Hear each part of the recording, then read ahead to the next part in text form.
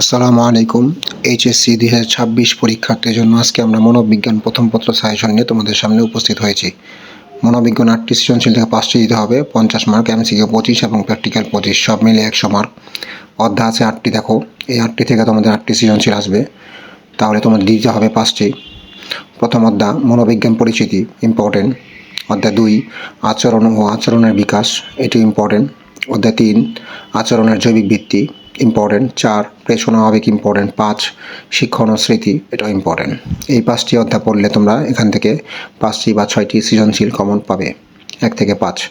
এই 5টি অধ্যায় পড়লেই তোমাদের ফার্স্ট পেপার মনোবিজ্ঞান প্রথম পত্র কমপ্লিট হয়ে যাবে। খুবই ইম্পর্টেন্ট এই 5টি অধ্যায়, 5টি পড়লেই তোমরা 6টি সৃজনশীল কমন পাবে। আর যদি এর সাথে একটি অধ্যায় বাড়িয়ে পড়ো, 1 থেকে 6 অধ্যায় পড়ো, তাহলে তোমাদের 6টি অথবা 7টি সৃজনশীল কমন পাবে। 6টি বা 7টি সৃজনশীল কমন পাবে। তো সেখান থেকে তোমরা বাছাই করে 5টি অধ্যায় দিবে, 1 থেকে 6।